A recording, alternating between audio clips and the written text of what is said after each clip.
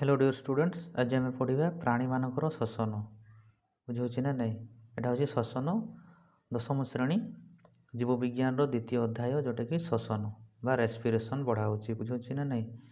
उद्भिद मानकर श्वसन विषय पढ़ी प्रीवियस वीडियो आज पढ़ा आम प्राणी मानक श्वसन बुझे ना नहीं। टी मन पकई दूसरी उद्भिद माने क्या साहाय्य श्वसन प्रक्रिया करती ताने जो गैस आउ जलीय बाष्प क्या उद्भिद भितर एंट्री करे प्रवेश करे किए द्वार सदृश कार्य करे सेटा हूँ स्टोमाटा बुझे ना नहीं। ये स्टोमाटार खोलिबा आउ बंद होगा प्रक्रिया क्या उपर निर्भर ना आलोक आउ तापमात्रा उपर निर्भरशील बुझे ना नहीं। ठीक अच्छे एवं आम पढ़ा प्राणी मानक श्वसन। जलचर प्राणी मानक मध्य श्वासक्रिया संपादन पर विसरण बा डिफ्यूजन प्रक्रिया कार्य करे। यहाँ को मन रखिए बोले कौन कहला जलचर जो मैंने जलरे रुहति प्राणी मानक मध्य कौन है ना श्वासक्रिया संपादन पर विसरण बा डिफ्यूजन प्रक्रिया कार्य करे। एक कोशी कौन गुड़ा कौगुड़ा ना प्रोटोजोआ छिद्राड़ परिफेरा छिद्राड़ कौन पाई दिए परिफेरा तमें एम शरीरटा छिद्रयुक्त बुझे ना नहीं। वो हाइड्रा जातीय प्राणीर श्वासक्रिया निर्दिष्ट अंग न थाए। ये जो जीव मानकर सबू एम निर्दिष्ट अंग न थाए। प्रोटोजोआ छिद्राड़ बा परिफेरा व हाइड्रा जातीय प्राणीर श्वासक्रिया निर्दिष्ट अंग न थाए। तेणु एमाने जल द्रवीभूत अम्लजान को सीधा सड़क विसरण प्रक्रिया ग्रहण करते। कौ प्रणाली कौ प्रक्रिया ग्रहण करते जो जल अम्लजान को द्रवीभूत अवस्था अच्छे। तेणु एमाने कौन करती ना जल द्रवीभूत अम्लजान को सीधा सड़क विसरण प्रक्रिया ग्रहण करते बुझे ना नहीं। विसरण प्रक्रिया कौन करते ग्रहण करते। जिया जक ओ बेंग चर्म द्वारा श्वासक्रिया करते। मन रखिए सब एगुड़ा जे कौ मैंने सब विसरण प्रक्रिया जलरू अम्लजान को ग्रहण करते। द्रवीभूत अम्लजान कौन सीधा सड़क विसरण प्रक्रिया ग्रहण करते। किए किए एककोशी प्रोटोजोआ छिद्राड़ व परिफेरा और हाइड्रा जातीय प्राणी श्वासक्रिया निर्दिष्ट अंग एमानकर नाही। एणु से माने कौन करती ना जल द्रवीभूत अम्लजान को सीधा सड़क विसरण प्रक्रिया ग्रहण करते। विसरण प्रक्रिया तापर कौन कहले ना जिया जक और बेंग चर्म द्वारा श्वासक्रिया करते। चर्म द्वारा कौ माने करती जिया समस्ते जिया देखी जोटा कि कृषकर बंधु बुझे ना। जक आउ बेंग चर्म द्वारा श्वासक्रिया करते माने जिया जक आउ बेंग बुझे ना नहीं। ए तीन जन कहते चर्म द्वारा श्वासक्रिया करिपारती। उदा चर्म बाट दे वायुमंडल मुक्त अम्लजान द्रवीभूत हो श्वसन व्यवहृत हुए बुझे ना नहीं। उदा चर्म बाट दे वायुमंडल मुक्त अम्लजान द्रवीभूत हो श्वसन व्यवहृत हुए। ये जो जिया जक आउ बेंग एमानकर चर्म सब कौन उदाड़िया उदा चर्म ये उदा चर्म बाट दे कौन हुए वायुमंडल मुक्त अम्लजान द्रवीभूत हो श्वसन व्यवहृत हुए। ठीक अच्छे तापर बेंग मुख गहर और फुसफुस द्वारा मध्य श्वासक्रिया करे। ये जो कौन कहला बेंग ताने बेंग एक तो करुच्ची उदा चर्म मध्य दे वायुमंडल मुक्त अम्लजान कौन से द्रवीभूत हो श्वसन व्यवहृत करुले किए बेंग उदा चर्म बाट दे करुला पुणी कौन ना मुख गहर और फुसफुस द्वारा मध्य श्वासक्रिया करे बुझे ना नहीं। तेणुक ये कौन पानी भी रही पार आउ स्थल भाग ताने जल भाग भी रही पार स्थल भाग रही पार किए बेंग कौन पाई ना मुख गहर बाट देकी फुसफुस द्वारा मध्य श्वासक्रिया करे आउ उदा चर्म बाट देकी मध्य श्वासक्रिया करे बुझे ना नहीं। तेणुक कौन कहले ना शीत सुप्ति बा हाइबरनेशन समय माने कौन करती बेंग चर्म द्वारा ही श्वासक्रिया संपादन करे। शीत सुप्ति बुझे ना शीत सुप्ति माने से कौन थाए भितर थाए सब बुझे ना गात भितर था मैंने से कौन श्वासक्रिया करती चर्म द्वारा ही श्वासक्रिया करती।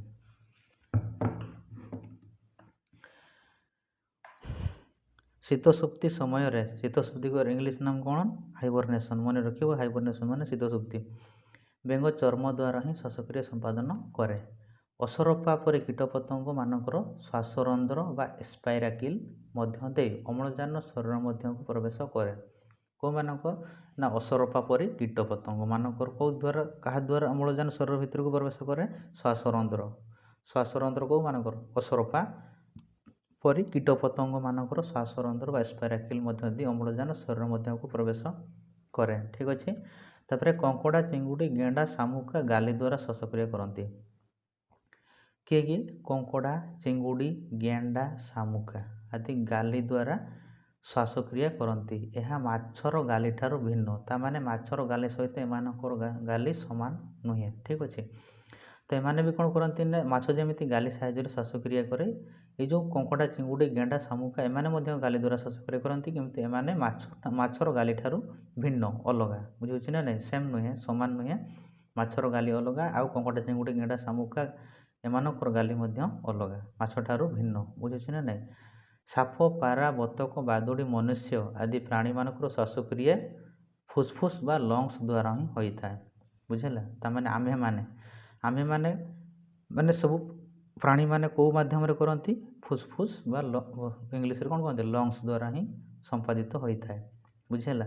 କେଉଁ ମାନେ ନା ସାପ, ପାରା, ବତକ, ବାଦୁଡ଼ି, ମନୁଷ୍ୟ ଆଦି ପ୍ରାଣୀମାନଙ୍କର ଶ୍ୱାସକ୍ରିୟା ଫୁସ୍ଫୁସ୍ ବା ଲଙ୍ଗସ୍ ଦ୍ୱାରା ହିଁ ହୋଇଥାଏ। ବୁଝିହେଉଛି ନା ନାହିଁ? ଯେଉଁ ସ୍ଥଳ ଭାଗରେ ଆମେମାନେ ଯେଉଁମାନେ ସବୁ ରହୁଛୁ, କେଉଁଥିରେ ଶ୍ୱାସକ୍ରିୟା ଆମେ କରୁଛୁ? ନା ଲଙ୍ଗସ୍ ସାହାଯ୍ୟରେ। ବୁଝିହେଉଛି ନା ନାହିଁ?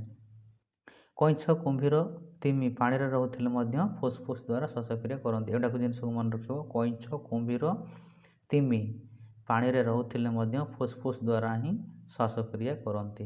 କଇଁଛ ପାଣିରେ ରୁହେ, କୁମ୍ଭୀର ପାଣିରେ ରୁହେ, ଆଉ ତିମି ଏମାନେ ସମସ୍ତେ ପାଣିରେ ରୁହନ୍ତି, କିନ୍ତୁ ଏମାନେ କେଉଁଥିରେ ଶ୍ୱାସକ୍ରିୟା କରନ୍ତି? ଫୁସ୍ଫୁସ୍ ଦ୍ୱାରା ହିଁ। ଆମେମାନେ ଯେମିତି ଫୁସ୍ଫୁସ୍, ଏମାନେ ବି ଫୁସ୍ଫୁସ୍ ସାହାଯ୍ୟରେ କ'ଣ କରନ୍ତି? ଶ୍ୱାସକ୍ରିୟା ସମ୍ପାଦନ କରନ୍ତି। ବେଙ୍ଗର ଲାର୍ଭା ବା ଶୁକଅବସ୍ଥା ବେଙ୍ଗଫୁଲା ଓ ମାଛ ଗାଲି ଦ୍ୱାରା ଶ୍ୱାସକ୍ରିୟା କରିଥାନ୍ତି। ବୁଝିହେଲା? ତାମାନେ ପ୍ରାଣୀମାନଙ୍କର ଶ୍ୱସନ, ଏଇ ଯେଉଁ ଟପିକ୍ଟା ଆମେ ପଢ଼ିଲୁ, ପ୍ରାଣୀମାନଙ୍କର ଶ୍ୱସନ କିଏ କେଉଁ ମାଧ୍ୟମରେ ସବୁ ଶ୍ୱାସକ୍ରିୟା କରନ୍ତି। ପ୍ରଥମେ ତ ଆମେ ଦେଖିଲୁ ଯେ ଏକକୋଷୀ ଜୀବମାନେ ସବୁ, ଏକକୋଷୀ ଛିଦ୍ରାଳ, ହାଇଡ୍ରା ଜାତୀୟ ପ୍ରାଣୀ, ଏମାନେ କ'ଣ କରନ୍ତି? ଏମାନଙ୍କର ନିର୍ଦ୍ଦିଷ୍ଟ ଅଙ୍ଗ ନଥାଏ, ଶ୍ୱାସକ୍ରିୟା କରିବା ପାଇଁ ନିର୍ଦ୍ଦିଷ୍ଟ ଅଙ୍ଗ ନଥାଏ। ଏମାନେ କ'ଣ କରନ୍ତି? ଯେହେତୁ ଜଳରେ ରୁହନ୍ତି, ଜଳରେ ଦ୍ରବୀଭୂତ ଅମ୍ଳଜାନକୁ ସିଧାସଳଖ କେଉଁ ପ୍ରକ୍ରିୟାରେ ନିଅନ୍ତି, ଗ୍ରହଣ କରିଥାନ୍ତି? ନା ବିଶରଣ ପ୍ରକ୍ରିୟାରେ ଗ୍ରହଣ କରିଥାନ୍ତି। ତାପରେ ନେକ୍ସଟ ଗଲା ଜିଆ, ଜୋକ, ବେଙ୍ଗ ଏମାନେ ଚର୍ମ ଦ୍ୱାରା ଶ୍ୱାସକ୍ରିୟା କରିଥାନ୍ତି। ଚର୍ମ ଦ୍ୱାରା ଜଳରେ ଦ୍ରବୀଭୂତ ଅମ୍ଳଜାନକୁ ଗ୍ରହଣ କରୁଥିବା ଏକକୋଷୀ କିଏ? ପ୍ରୋଟୋଜୋଆ, ପରିଫେରା, ହାଇଡ୍ରା ଜାତୀୟ। ବୁଝିଲା? ତାପରେ ପୁଣି ଚର୍ମ ଦ୍ୱାରା କିଏ? ଜିଆ, ଜୋକ, ବେଙ୍ଗ ଏମାନେ ଚର୍ମ ଦ୍ୱାରା ଶ୍ୱାସକ୍ରିୟା କରିଥାନ୍ତି। ଉଦା ଚର୍ମ ବାଟ ଦେଇକି କ'ଣ ବାୟୁମଣ୍ଡଳର ମୁକ୍ତ ଅମ୍ଳଜାନ ଦ୍ରବୀଭୂତ ହୋଇ ଶ୍ୱସନରେ ବ୍ୟବହୃତ କରନ୍ତି। ବୁଝିହେଲା? ତାପରେ ପୁଣି ବେଙ୍ଗ ଗୋଟେ ଏମିତି ଜୀବ, କିଏ କ'ଣ? ନା ମୁଖ, ଗହ୍ୱର ଓ ଫୁସ୍ଫୁସ୍ ଦ୍ୱାରା ମଧ୍ୟ କ'ଣ କରେ? ଶ୍ୱାସକ୍ରିୟା କରେ। ଆଉ ସେ ବେଙ୍ଗ ହିଁ କ'ଣ? ଶୀତ ଶକ୍ତି ସମୟରେ ଚର୍ମ ଦ୍ୱାରା ହିଁ ଶ୍ୱାସକ୍ରିୟା ସମ୍ପାଦନ କରିଥାଏ। ତାପରେ ଆସିଲା ଆମର ଅସରପା ବା କୀଟପତଙ୍ଗ। ବୁଝୁଛନ୍ତି ନା? ଅସରପା ପରି କୀଟପତଙ୍ଗମାନଙ୍କର ମଧ୍ୟ କାହା ଦ୍ୱାରା?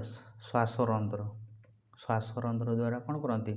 ଅମ୍ଳଜାନ ଶରୀର ମଧ୍ୟକୁ ପ୍ରବେଶ କରାନ୍ତି। ବୁଝିହେଲା?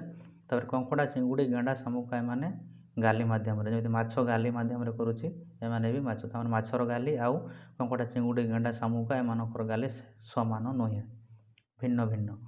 ତାମାନେ କଙ୍କଡ଼ା, ଚିଙ୍ଗୁଡ଼ି, ଗେଣ୍ଡା, ଶାମୁକା ଯେଉଁ ଗାଲି ଦ୍ୱାରା ଶ୍ୱାସକ୍ରିୟା କରନ୍ତି, ମାଛର ଗାଲି ଠାରୁ ପୁରା ସମ୍ପୂର୍ଣ୍ଣ ଭାବେ ଅଲଗା। ତାପରେ ଆସିଲା ସାପ, ପାରା, ବତକ, ବାଦୁଡ଼ି, ମନୁଷ୍ୟ ଆଦି ଆମେମାନେ ଯେଉଁମାନେ ସବୁ କେଉଁଥିରେ ଶ୍ୱାସକ୍ରିୟା ସମ୍ପାଦନ କରିଥାନ୍ତି? ଫୁସ୍ଫୁସ୍ ସାହାଯ୍ୟରେ ଶ୍ୱାସକ୍ରିୟା ସମ୍ପାଦନ କରିଥାନ୍ତି। ଆଉ କେତେକ ଜୀବ କେଉଁଥିରେ? ପାଣିରେ ଥାନ୍ତି, କିନ୍ତୁ କ'ଣ? ଫୁସ୍ଫୁସ୍ ଦ୍ୱାରା ହିଁ ଶ୍ୱାସକ୍ରିୟା ସମ୍ପାଦନ କରିଥାନ୍ତି। ସେ 3 ଜଣ କିଏ? ନା କଇଁଛ, କୁମ୍ଭୀର ଆଉ ତିମି। ବୁଝିହେଲା? ଏମାନେ ପାଣିରେ ରୁହନ୍ତି, କିନ୍ତୁ ଫୁସ୍ଫୁସ୍ ଦ୍ୱାରା ହିଁ ଶ୍ୱାସକ୍ରିୟା ସମ୍ପାଦନ କରିଥାନ୍ତି। ତାପରେ ଆସିଲା ବେଙ୍ଗର ଲାର୍ଭା ବା ଶୁକଅବସ୍ଥା ବେଙ୍ଗଫୁଲା ଓ ମାଛ ଗାଲି ଦ୍ୱାରା ଶ୍ୱାସକ୍ରିୟା କରିଥାନ୍ତି। ବୁଝିଲା? ବେଙ୍ଗର ଲାର୍ଭା କେଉଁ ମାଧ୍ୟମରେ? ନା ଗାଲି ଦ୍ୱାରା ଶ୍ୱାସକ୍ରିୟା। ଆମେ ବେଙ୍ଗ ବିଷୟରେ ପଢ଼ିଲୁ। ବେଙ୍ଗ କ'ଣ କରେ? ଚର୍ମ ଦ୍ୱାରା, ମୁଖ, ଗହ୍ୱର, ଫୁସ୍ଫୁସ୍ ଦ୍ୱାରା। ସେତେବେଳେ କେଉଁଟା? ଆଡଲ୍ଟ ବୟସରେ। ଇଏ କ'ଣ? ଲାର୍ଭା ଅବସ୍ଥାରେ ବା ଶୁକ ଅବସ୍ଥାରେ କ'ଣ ହୁଏ? ସିଏ ଗାଲି ଦ୍ୱାରା ହିଁ ଶ୍ୱାସକ୍ରିୟା ସମ୍ପାଦନ କରିଥାନ୍ତି। ତାହେଲେ ବେଙ୍ଗର ଲାର୍ଭା ବା ଶୁକ ଅବସ୍ଥା ଆଉ ମାଛ ଗାଲି ଦ୍ୱାରା ଶ୍ୱାସକ୍ରିୟା କରିଥାନ୍ତି। ଠିକ୍ ଅଛି? ନେକ୍ସଟ ପଢ଼ିବା ଆମେ ଜୈବିକ ଜାରଣ ବା ବାୟୋଲୋଜିକାଲ ଅକ୍ସିଡେସନ୍। ବାୟୋଲୋଜିକାଲ ଅକ୍ସିଡେସନ୍ କ'ଣ? ନା ଅମ୍ଳଜାନ ଦହନର ସହାୟକ। ତାମାନେ ଅମ୍ଳଜାନ ଜଳିବାରେ କ'ଣ କରୁଛି? ସାହାଯ୍ୟ କରୁଛି। ଯେମିତିକି ଆମେ ପରୀକ୍ଷା କରିକି ପ୍ରିଭିୟସ୍ କ୍ଲାସ୍ ମାନଙ୍କରେ ଦେଖିଛୁ ସବୁ। କ'ଣ? ନା ମହମବତୀକୁ ଯଦି जोड़े दिए गोटे काच ग्लास माध्यम कौन ढांकी दि जाए से किसी समय पर कौन हम लिभिजीव कौन पाई ना अम्लजान अभाव से जड़ी पारे ना सेमती कौन ना अम्लजान दहनर सहायक आमे जानू दहन बेले तापशक्ति उत्पन्न होता है समस्ते जाचु एटा जे कौन ना दहन बेले कौन तापशक्ति उत्पन्न होता है जीव शरीर में एभली दहन प्रक्रिया को कौन कहते जैविक जारण व बायोलॉजिकल ऑक्सीडेशन कहुए बुझेगा जीव शरीर में ए प्रकार दहन है कि कौन निया दरकार कि ना ये कौन दरकार हुए ऑक्सीजन दरकार हुए बुझे ना नहीं एथिपाई केतेक एंजाइम आवश्यक पड़ी था जीवकोशर कोष जीवक और माइटोकॉन्ड्रिया एभली अनेक एंजाइम थाए कौटी ना जीवकोशर कोष जीवक और माइटोकॉन्ड्रिया एभली अनेक एंजाइम थाए सेगुड़िकर सहयोगरे जैव रासायनिक प्रक्रिया द्वारा खाद्यर शक्ति उत्पन्न हुए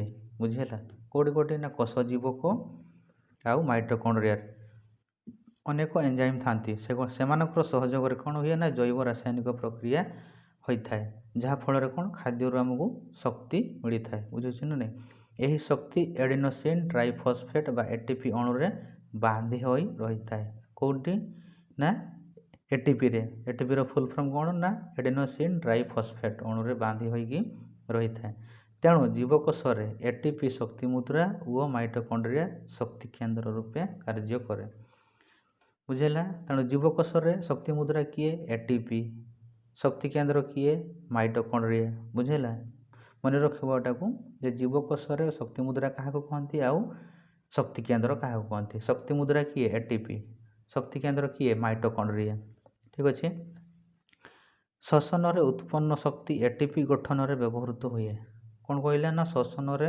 उत्पन्न शक्ति एटीपी गठन में व्यवहृत हुए आमर जो कोशरे श्वसन प्रक्रिया जो शक्ति सब निर्गत हुए बुझे उत्पन्न हुए सेटा कौन ना एटीपी गठन में व्यवहृत हुए एडिनोसिन डाइफॉस्फेट बा एडीपी रे गोटे फॉस्फेट अणु मिसिले एटीपी गठित हुए बुझीगला कोशर विभिन्न रासायनिक प्रक्रिया रे एटीपी भाग निए कौन कहले ना कोशर विभिन्न प्रक्रिया रे विभिन्न रासायनिक प्रक्रिया रे कौन है एटीपी भाग निए गोटे एटीपी अणु भांगी एडीपी व पीआई रे परिणत हेले 30.5 किलो जूल शक्ति निर्गत हुए बुझेगा ताने गोटे एटीपी अणु भांगिले कौन एडीपी आउ पीआई रो परिणत हेले 30.5 किलो जूल शक्ति निर्गत हुए पेशीर